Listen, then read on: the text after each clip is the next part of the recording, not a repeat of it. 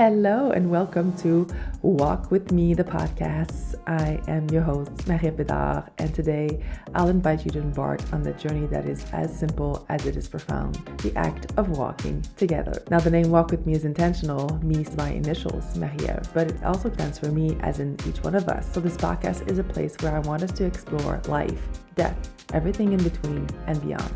Over the years, I've witnessed that growth and evolution can be daunting for a lot of people, but when we get out of our heads and walk the path together, something truly magical happens. We collapse time, we tap into our inner wisdom, and unlock amazing potentialities. So this journey is not just about walking. It's more than just putting one foot in front of the other. It's about exploration.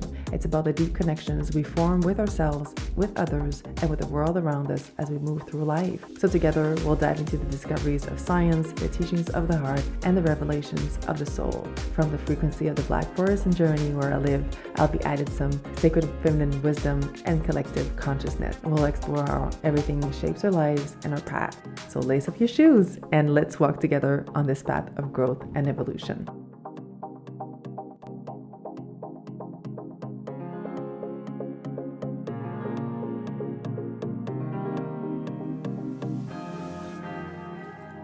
Hello and welcome to this new episode of Walk With Me, the podcast. I'm Marie-Ève, I'm your host, and I am today coming in literally from a walk in the Black Forest to talk about change in a way that we're not talking about very often. Now this morning I woke up and in November here it's super foggy.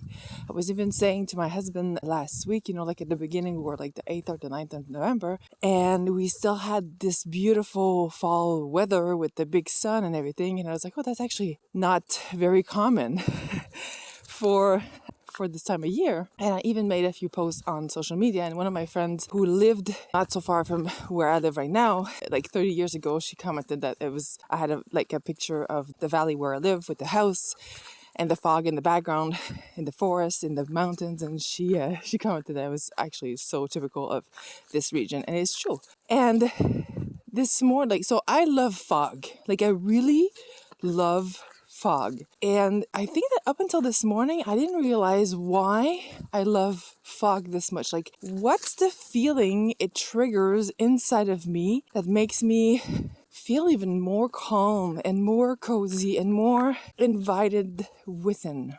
So you might or may not know, I am originally from Canada, Montreal more precisely, and so in Canada we have snow, right? We have lots of snow. And I personally just love snow. I love snowfalls, snowstorms. I just love how the weather in these moments, because we cannot see outside, because we're actually losing the usual illusion of control, it invites us in another way to function in this world. And it was always a running gag because a lot of people don't like snow. And when I was working in an office, at some point I had a sign that said, but basically it was it was a sign on my office that was basically saying to people, you can't come to me to complain about snow because I'm not your target audience here.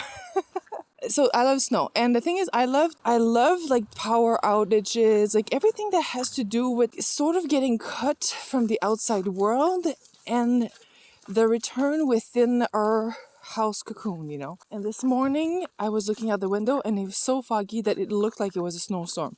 That's how thick the fog was.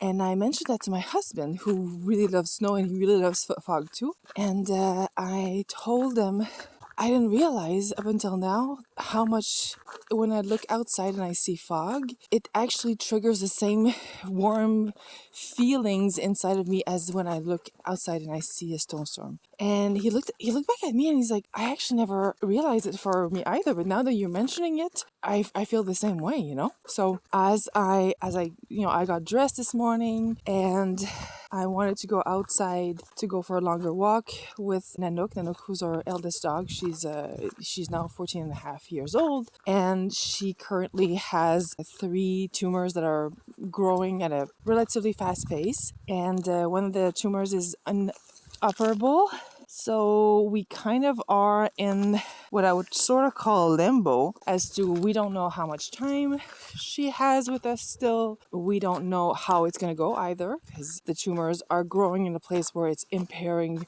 more and more her abilities to function properly. And we're really monitoring and checking her for quality of life specifically. And, she's adapting so well, and she's such a resilient dog, and she's compensating. And, when I have the leash in my hand, she just wants to go for long walks. She's really like a happy dog. And as long as that is the case, then, that is the case. She's just running. I just let her loose in the path, and she's just running back and forth, so happy. So Nanook is a husky, and she's now deaf, so I can't, huskies are really bad on the recalls. But now, even when I recall her, she doesn't hear me.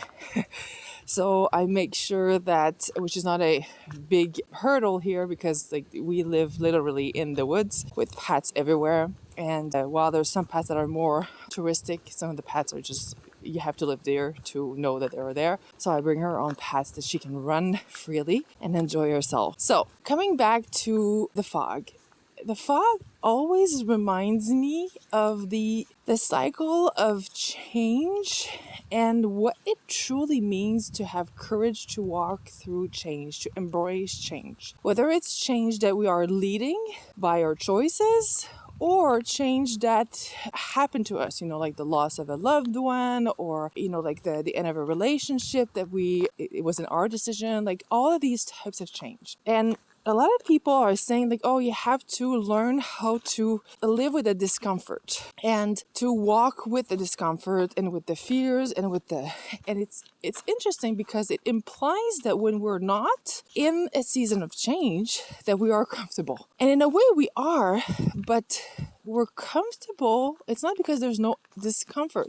It's not because we don't have any pain. It's not because we don't have any fears. People that come to me, they are not aware that they are already living. That's why they come to me, right? They're already living in discomfort. The difference is it's a known discomfort. And when we start the change and when we walk changes, it's like somebody just turned a switch off and we're in the darkness, or we're caught in the fog, or we're caught in the snowstorm. And we cannot see and we cannot rely on the usual landmarks that we have usually, right? Which is often, I talk often about the illusion of control or the illusion of the known, because yes, it is known, but is it really?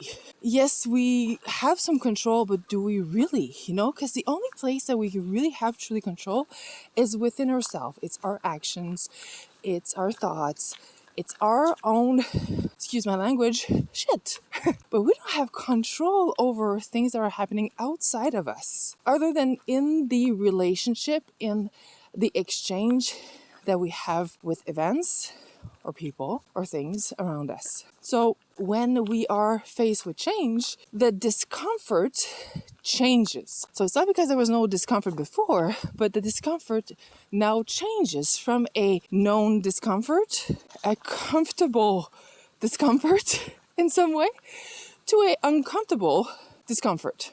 So a unknown discomfort. And our first reaction, our first thoughts, our first actions are to try to find the anchors outside of us to gain clarity again, to gain control again, to know again, instead of really finding a way to come back within and to come back to us and to come back to a place where we can really calm our nervous system, gain clarity, so self-regulation, self-awareness, everything that has to do with that, listening to our emotions, our feelings, our values, and see that there's a invitation there to access more freedom.